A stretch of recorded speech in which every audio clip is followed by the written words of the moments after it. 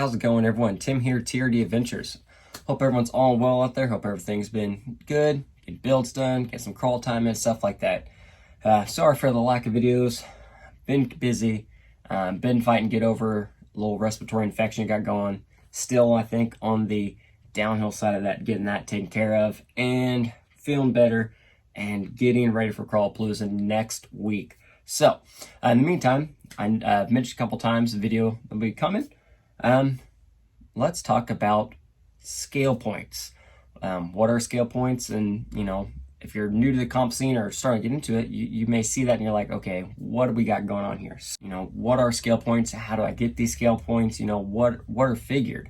So, I will link below in the description, link to Sorka, which Sorka, you can go in there through the rules section and scroll down to get a breakdown of all the scale points. And also in there it gives you definitions on each item and stuff like that, as far as like what truly needs to be done for certain things, because you have special rules in there for like truckies and stuff like that. So I'm not going to go too deep into those type of details, but we'll give you a breakdown of what all we got going. Now those come into play. Generally class 1, 2, and 3 can have a scale point max, and that can be set by the event host and stuff like that. Generally speaking, from what I've seen, class 1, you'll max out about 60 points. Class 2 and 3, you max about 50 points. So sometimes you'll see people and you'll see posts, hey, let's see some 50 plus point class 2 rigs, or let's see those 60 point class 1 trucks. That is what they're referring to. And you'll get at larger events like this, you'll get something similar to this. This is a tech sheet. Tech sheet goes through and lets you select everything you have, body, bumpers, stuff like that. And then you can go through here and add up each section and find your total number of scale points. Scale points are going to be a thing, and you're going to need to know, and you wonder why. So I'm going to read this right off Sorka here. So scale points are to be awarded at 50% of a vehicle's total value, rounded down if necessary for a 10-gate course. So what's that mean? So I have a negative 60 point class 1 truck. My friend has a negative 10 scale point class 1 truck. We both run the same course. I run it right at 0. Not bad, not great, right at 0. He runs it fairly well. Scores negative 15. Like, oh, dang. So now it's time for the scale points. So rounded down. So his truck was negative 10. So round that down in half is negative 5. So we'll add that negative 5 to his negative 15 for a new course total score of negative 20. So now there I was, not driving that great, sitting at 0. Then we take my negative 60 point truck, divide that in half for negative 30, and we add that negative 30 to my 0, and now I set at negative 30 for my new total course score versus his negative 20. So even though he drove better with my scale points, I am now ahead of him. So now I'm sitting right there, negative 30, he's at negative 20. Now, a lot of that, scoring stuff like that, that's just an example. Just like that, that shows a huge difference in a scaled out truck versus a not scaled out truck. So yes, even though he drove better than me, but my score ended up higher, you look at it like, well, he drove better. Yes, but then I am also awarded because my truck is more built to scale by definition, and there's more into this truck to get all the necessary scale components and stuff like that to keep the scale in the scale comping. And now locally we're bumping up 2 Sorka rules, and that will be our big end of the year comp, will be a full Sorka comp here in November. So now then you have other competition stuff like that. Those rules aren't everywhere. That's a Sorka rule, that's a base guideline, and those rules can be adjusted by the event holder as they see fit, as long as, they give plenty of notice on specific rule changes and stuff like that. Now you get events like Crawlapalooza I'm going to. Crawlapalooza isn't going off a point system. They're just requiring that you have X amount of accessories or X amount of scale items per class. Class 1 would obviously have more scale points than Class 2 and 3, and Class 0 would have more points than Class 1. So that's how those competitions are set up, and that's how like King of Missouri was. Now they seem to be stepping it up a little bit each year, so I assume at some point there probably will be a point system introduced, similar to Sorka, Scale National, stuff like that. But meantime, let's get to it. How do I get 60 points out of my class 1? So how did I get to the 60 points? What do we got going? So I'm going to go down the list of the Sorka scale points, and we'll kind of go through everything we got there. So walk you through step by step how I got to my points, stuff like that, and how we're getting to stuff. And some examples like scale accessories. I know that's a common one. Well, what counts as what, stuff like that. Starting at the top, if you go in through the Sorka, scroll down through the rules and get to the scale point section. So the first thing here you can gain points for is having a hard body, not Lexan. And like I said, there are rules on thicknesses and stuff like that for those details. So we have a hard body, and you can gain points for a full hard body like this, or say like cab only, like my class 2 is a cab only hard body. Even though the bed is 3D printed, it is not that part of it because it is a cheater bed. So I have a full hard body right here. So that full hard body is worth 12 scale points. So just like that, puts me right at 12 points. Versus Lexan. Lexan, 0 points for its necessarily overall body material. So you can get points out of Lexan. It is very possible. I've seen many people with 50, 60 point Lexan trucks. They take more to get there, and some really great skills. I don't quite have those skills. I'm working on getting my class 3 Lexan pointed out, and I'm struggling personally with it. So hard body, full hard body, 12 points. Next thing is going to talk about a bed, a drop bed. And a drop bed must be a minimum of 1.25 inches deep. So the hobby bed here is considered a drop bed. So that's going to give me 3 points there. So we're up to 15. Next one, again, there are more rules in here for like custom built hard bodies and stuff like that. That can gain you even more points on top of just a standard hard body. Next thing, inner fenders. I do not have inner fenders on this truck, so I don't get points for that. Next, it's going to talk about the bed, whether it be like a tube bed or a flat bed. And again, rules in there. I do not have a flat bed, so I'm skipping past that. Next item I can gain points for is a headache rack or a roll bar. I do have a metal roll bar here in the back. And also, especially when we start getting some of these accessories, there is a different point value for something plastic versus something metal. Metal is worth more scale points. So metal rack is worth 2 points. So we're going to add that to my total. Next up is some more, you get into that custom type of range. So you can gain points. There's truggy points, tube frames, rigid and metal actual body panels, interior and exterior cages, stuff like that. So if you're going to have to get some fabricating in there. And again, there are specific rules on those types of builds and how to get those scale points. So I'm not going to go too deep into those. That's something, if that's something you're interested in, has those skills, go in, take a look at it, see where all they go, because there's rules on where stuff mounts and stuff like that. Scrolling on down to the next thing, tube plate accessories. So sliders.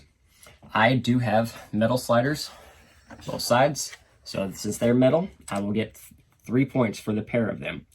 And they must be mechanically fastened, welded, or brazed to the chassis or the hard body itself.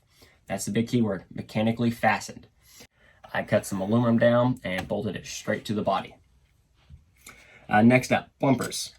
You can get 3 points per metal bumper. So I have a metal front bumper and rear bumper, so that's going to give me 6. I can get an additional -1 point for a Stinger grill guard. I do have a Stinger here in the front, so 1 more point there. Fabricated 3D shock mounts. I do not have those on this truck. Next up, roof rack. You can receive roof rack and light bar. You can only receive points for one or the other. If you have a roof rack, you get points for that. You don't get points for light bar, vice versa. So I have a metal roof rack, so that's going to give me 2 points there. This is interior. So here's another one, full interior. And full interior must include all of the 3D pieces, seat, dash, steering wheel, and complete floor. The interior must be deep enough for a scale figure from the knees up. And you can gain an additional -2 points for custom handmade interior. Big thing here, no cutting or re-gluing of pre-molded pieces. So you can't take like a pre-molded Lexan interior, cut it up, and glue it back together and count as handmade. That does not count. Also, to the best of my knowledge, per definition that I was explained to, for custom hand-built interior, the only item that can be pre-molded is your steering wheel. So your dash needs to be put together, your floor, your seats, stuff like that. So here I did a handmade interior. I used styrene and some craft foam. I did styrene for the dash, put in a steering wheel, added some decals to the dash.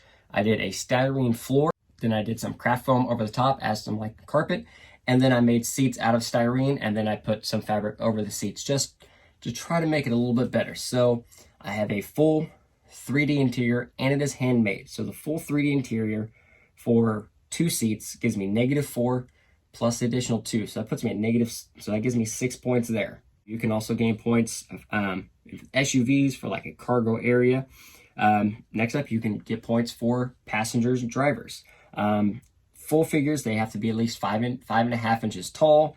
And then you can get points for full figures, knees up, torso, or in head and arms. I have a knees up figure, so that's going to give me another 3 points. Interior cover. So this is where you'd see something that is not that full 3D effect. So interior cover, something similar to like a axial bomber interior that you stuffed in there, or one of the preformed Lexan interiors that doesn't have that full 3D depth, but does cover the interior and does act as an interior. So you can get points for that. And you can only get certain amount of points for a driver if you have just an interior cover versus a full 3D interior. Suspension, drivetrain, steering. So you can get additional points for leaf springs. I do not have leaf springs on this vehicle. You can also gain points for multiple driven axles. Obviously, I just have the standard 2 axles here. Next up, a chassis mounted steering servo. In my class 1, I do have a chassis mounted servo. So that is going to give me 5 points. And then next up here is a functioning transfer case. I do have a Team GarageHack 0% overdrive transfer case and forward motor mount in here. So that is going to give me functional points for the functional transfer case. So that is another 4 points. Next up, you can get points for a 3D engine. Again, this is one of those areas the engine needs to have all of its pieces. It does have to have an oil pan, top side, and it must be in a reasonable location. So, you know, if the engine on this truck is here, the engine needs to be here. It can't be in the bed of the truck. So next up is your accessories, non-functional and functional accessories. This is a big one, and people ask for a lot of examples. Well, what's functional, what's not functional, stuff like that. So real quick, I'm just going to go over the totals.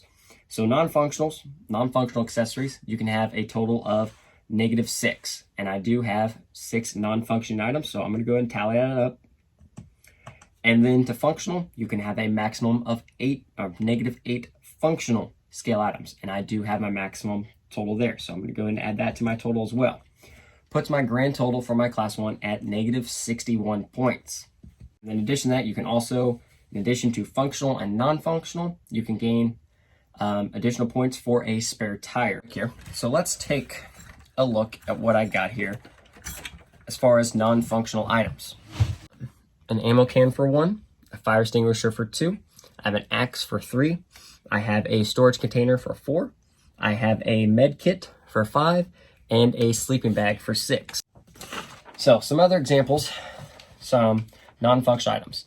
Fuel cell, exhaust, jerry can, hubs on the wheels, scale brake rotors, steering stabilizers, bag, bedroll, tent, cot chairs, water jugs, and firewood. You need to have at least, like if you want firewood, you need to have at least 2 pieces for firewood to count. Mirrors, you would need both mirrors to count as mirrors. Wipers, antenna, license plate as well. Jack, shovel, pick, axe, first aid kit, cooler, etc. Small items like that. So I actually am over on my non-functional. As I also do have a license plate, and I forgot I did have wipers up here. So definitely have that. So it's okay to have a little bit extra just in case something happens. So like if say I'm out on the course and something falls off, I still have plenty of extra. My truck doesn't no longer become at its full scale points because I lost items. So on to functional.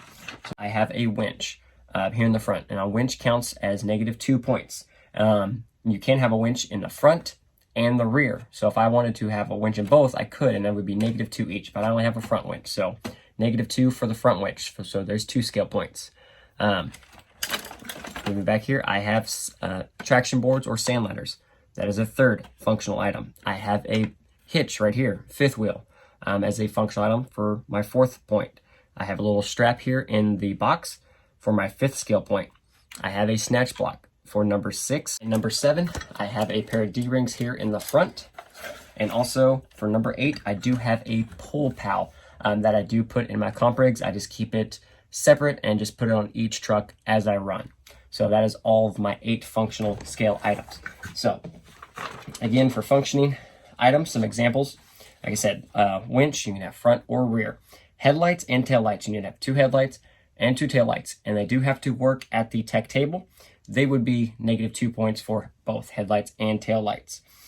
Tow strap, D-ring, pull pal, bungee, sand ladders, hitch, opening doors, opening hood, and spare tire mount or a snatch block. Those are several examples of functioning scale items to help you get to that -8 total. Overall, that's going to wrap this one up. Like I said, I hope helps you out a little bit, get you a grasp, a little bit of taste on how to at least add your truck up or what to look for to add your truck up, kind of see where you're setting, stuff like that. And like, I know just some people just like examples. Once they're shown an example or, oh, that's what that is. Okay. So I know there's a lot of stuff. Well, what's functional? What's not functional? Stuff like that. So, and again, I went through a few examples, stuff like that. So basic, non-functional stuff that exists, like the ammo can. It's there. It's a skill item. It's not functional. I mean, yes, I could open it up, put something in it, but in this scaleness, it is not a functional item. The sand ladders. I can remove the sand ladders. They are functional. I can pull them off and I can use them if needed. The hitch. It may not be the best location. It may not be completely to scale, but I can use that. I can use the bungee. I can use the snatch block. I can use the winch. So something that I can truly physically use on the trail or during that course is my functional item. Overall, hope you did enjoy that. I will link Sorka down below. Any comments, questions, suggestions, stuff like that, always put them down below. Next week, we head off to Carlpalooza. I'm going to try to do a live stream while I'm down there. Maybe just some fun hanging out with the local guys at camp, just having a good time. But I'm going to try to get something in. I'm also going to try to get at least another video or 2 before next week. So in the meantime, everyone, hope you enjoyed the video. If you did, hit that like button, subscribe to the channel down below.